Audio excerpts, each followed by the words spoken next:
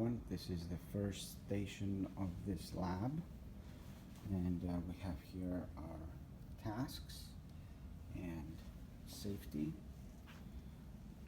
We have a reflection protractor setup. We also have a reflection setup with a mirror and then a screen up on the board. So this teaches the kids reflection, the law of reflection, and then diffraction. Then we go to station 2, which is across the room for social distancing. And here we have different spectrometers. This one gives wavelength and frequency as well. These are the CD spectrometers, and basically you look through that hole and the light goes through the slit. And we have the instructions again, so students can look outside of the window or look at the lamps in the classroom and look at the differences. Then we have station 3 here, where we have a laser that is going to show them diffraction and refraction and reflection through the prism. And also we have a flashlight that will show them the spectrum up on the screen ahead. So it will show them the colors of the rainbow up on the screen ahead. So that again teaches them refraction. Then here we have a color wheel, Newton's color wheel. So when they spin this, they basically do the opposite of a prism. So they're combining all the colors to get white color. So again, this will show them interference. And here we have water and a pencil, and that would show them refraction because the pencil would look broken once you put it in.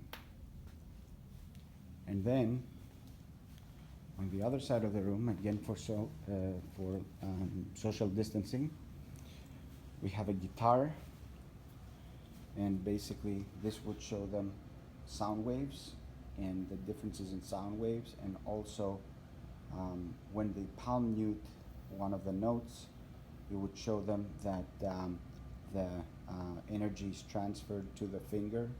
So that's why some of the energy doesn't go into the sound wave. So that teaches them that standard as well. Then over here we have station 6, which is a sonicator station.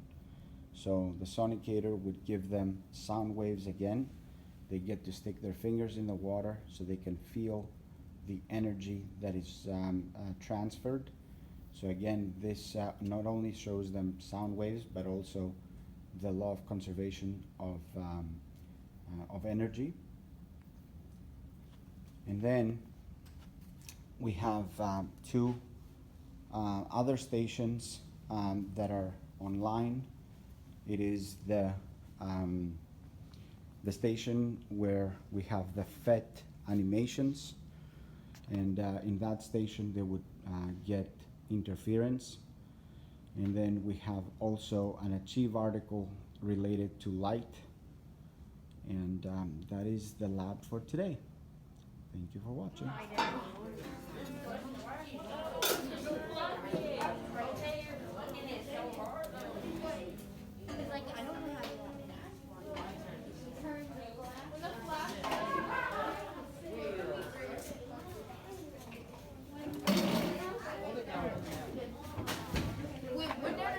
We're done here.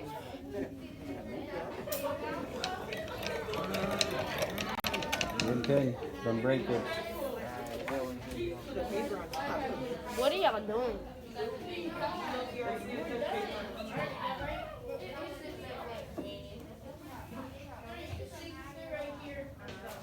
Okay, go. Okay, now put the camera. You're not even doing the stream. I am. So here we have the standards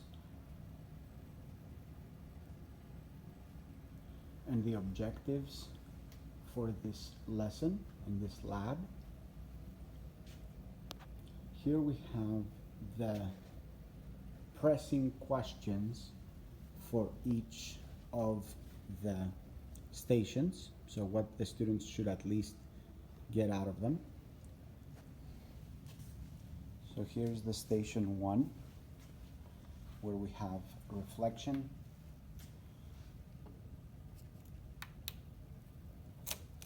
the law of reflection. We have another reflection through a mirror and then up on the screen.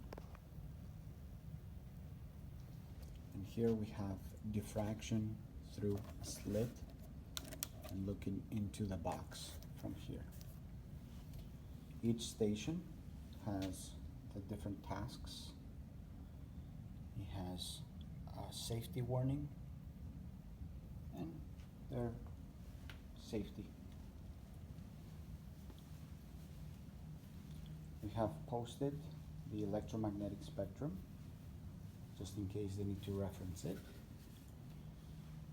Here we have station 2, which has spectrometers, handmade spectrometers and commercial spectrometers, again with the safety in between, and wipes for sanitation.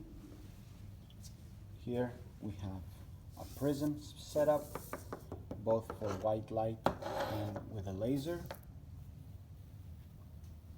and a screen. Here we have a color wheel, the station tasks, and the safety sheet again.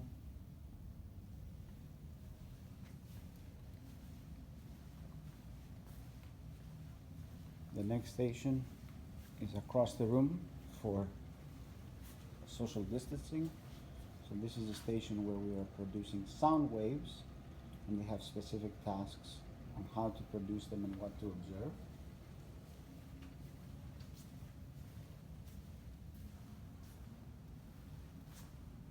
And then we have a sonicator that produces sound waves as well, again with all the safety precautions. With the first station, we are explaining, we are working on this standard.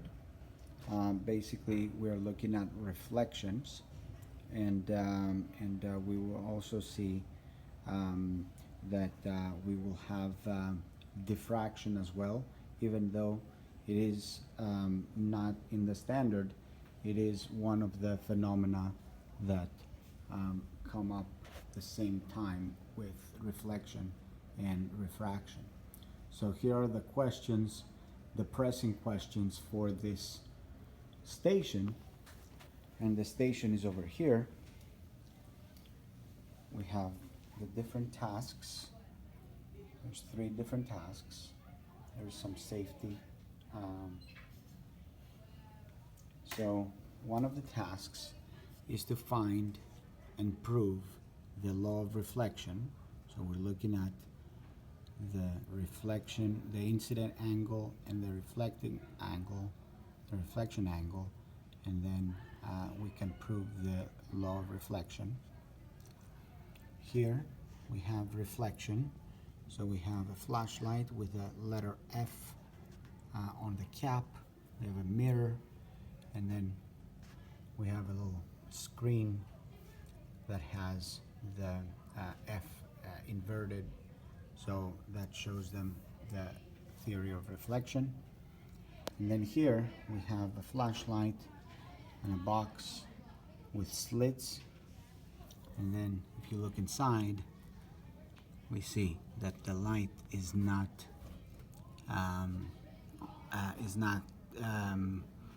it's spreading out throughout the box. So this is the phenomenon of diffraction through a slit. So here we have the other standard that we are looking at, the different types of light with and how the sun is giving them to us. For station 2, we're looking at the differences between the sunlight and fluorescent lamps, and we do that by looking at the electromagnetic spectrum, but also looking through these spectrometers. So this is station 2 and the tasks that we have for the students. Again, the safety. Here we have, you look straight and you put the light source through the slit of the little spectrometer here, and you can do that on the window or looking at the fluorescent lamps in the classroom. And we also have some homemade spectrometers, basically with a CD as the reflecting surface.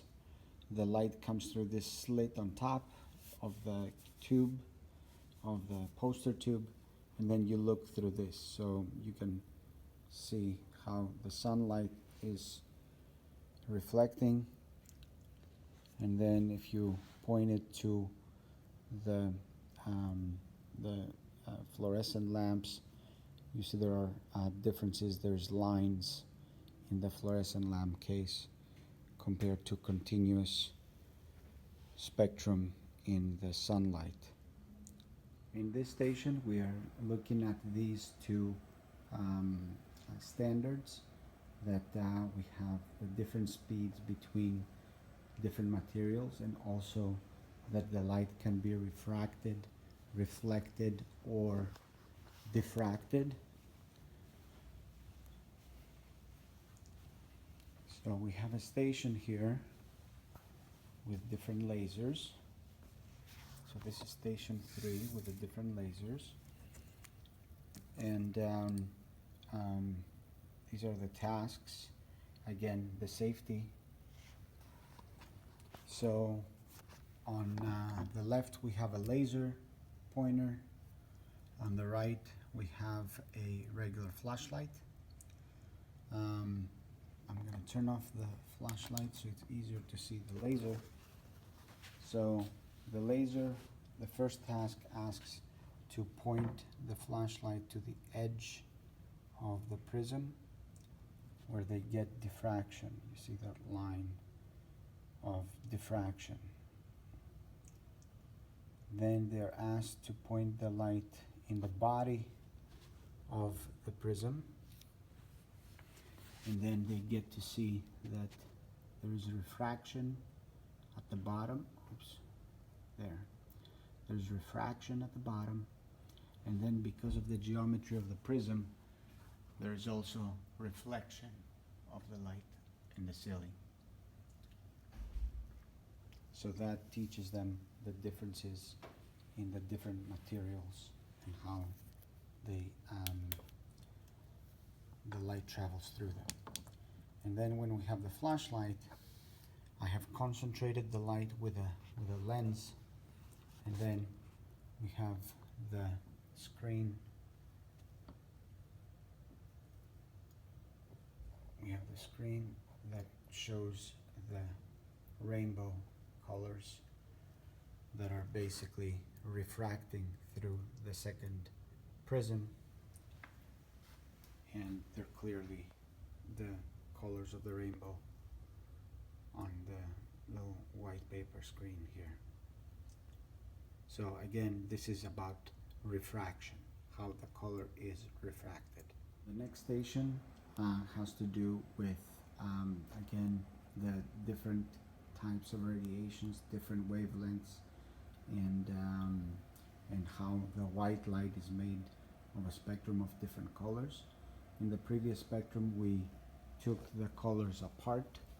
In this spectrum, we will put the colors back together.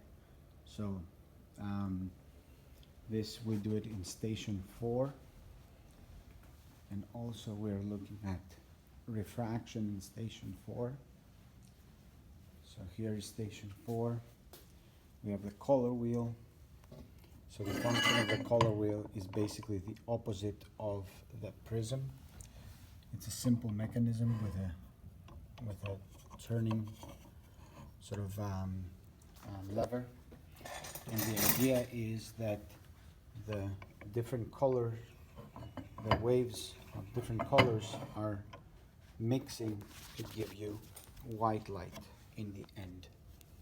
So this is Newton's color wheel, and once we start moving or mixing the different frequencies of light of different colors, we end up with white light. And this is also giving them the idea of interference of the different light waves. And then here we have a demonstration of refraction. So when we put the pencil in the water, it appears that it's broken, but this is due to the different speeds the light travels in different media. So different speed on the air, different speed in the water. Okay, so here we have the guitar station, safety again, and then the instructions. And basically what the students are asked to do is generate the sound waves and then figure out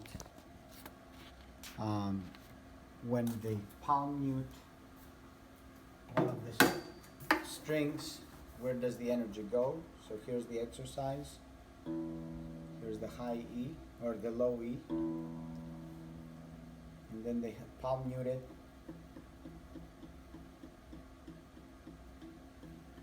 And the sound is very different between this and this. So the idea is that the sound waves are mechanical waves that transfer energy through air or through matter, and then when you palm mute it, the energy goes into your hand. It's not lost. So basically they realize that it is also the law of conservation of energy. And then they need to understand the difference between this sound wave and this sound wave. So basically here we are changing the frequency and the wavelength of the sound wave, even though the two notes are the same, the low E and the high E. So this is the sonicator station, and basically we are generating sound waves again, but now we get to see them. So the sonicator has temperature and time. All we care about is time, and then the sound comes up, and then we observe the difference on the wave. So this is what sound waves look like in a sonicator. Okay, this is just water, and then the students get to realize that this is sound and how complicated these sound waves look like. And then when they put their finger in, they get to experience how the sound changes, and also they get to feel in their fingers that the sound transferred energy to their fingers. And basically that's how you clean jewelry and lenses and stuff like that with a sonicator without even putting any detergent, because the sound wave transfers energy to the dirt. The dirt starts moving, and then eventually it falls off and goes into the water. Is on the screen of the classroom with touch controls on, and basically it's a simulation from PhET, from the University of Colorado at Boulder. And basically students are asked to manipulate all these controls, change the separation of the lasers, also change the frequency and the amplitude of the waves, in order for them to get as many lines as possible on this screen. So basically they need to realize that they need the highest frequency and also a maximum amplitude, so they can see nice wave patterns. And this is a light wave, okay? And then we can also turn on the graph and see nicely how the waves, we can see the interference, and basically the students get to understand the wave interference, and also they get to see the different nodes, the different lines that come through, and basically the waves cancel out. That's why you see all these black lines in the middle of the purple lines. Then they get to click on the slits, and here we have a double slit experiment with light, okay, and double slit, and they get to figure out how to change the width of each of the slits and the separation. They need to screen it and have the intensity on. Again, we are at light waves. I'm going to switch it to the highest frequency, and now we will generate the light and then see how the frequencies, how the interference pattern looks on the screen. And now we see that there's not many lines here, and then we need to play around with the slit width to see if that changes anything. And then students quickly realize that by playing around with these parameters, they get to make the peaks better, more in phase. We see that didn't do it. So the minimum slit width will give more defined waves here. And basically they're looking at the interference patterns because of the two slits. This also teaches them diffraction through a slit, because the waves are sort of squeezing through the opening and then open up again. This is the phenomenon of diffraction. The last part of the 7th station is the diffraction experiment. And then we're looking at a regular pattern, kind of like what you expect on an organized solid, like a crystal. And then we're choosing the lowest wavelength, which is the highest frequency. Okay. And then we have the laser into the pattern, and then we collect the pattern on this side. So if I turn on the laser, I get the pattern hitting, the laser hitting the pattern, and then I get the diffraction pattern on this side, which is amplified and made bigger here. And the idea is that if you change the frequency, the picture changes, even though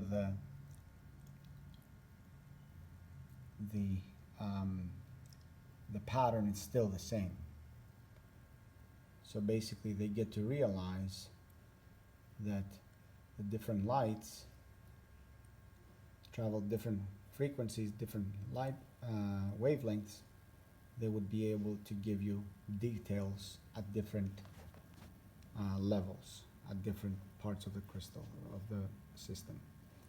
And this is to introduce the idea of diffraction as we use it in things like chemistry, material science, and physics, where we're looking at surfaces and solid materials. Okay, so here we have the form that the students are asked to answer all the questions, either after they finish the lab in class as brick and mortar, or if they are working from home. And as you can see, for every one of these stations, they have a YouTube video with the exercise without any explanation. So the sound really doesn't matter. It's just basically the exercise as if they were doing it in class. So they get to experience the same thing as the students that actually did it in class. So there's a series of YouTube videos that basically the students get to watch and answer the questions. There are some questions that are multiple choice, similar to what you would see in a test, and there are some questions that are basically writing their own observations. So here, for example, is looking through one of those spectrometers, and here's looking at the sunlight, and then there's another one looking at the fluorescent lights, so they can see the differences. So they get the same experience, it's just recorded instead of them actually doing the work. So that's the only difference. And then, as you can see, there is a space where they can put their observations, so that way they can express what they see.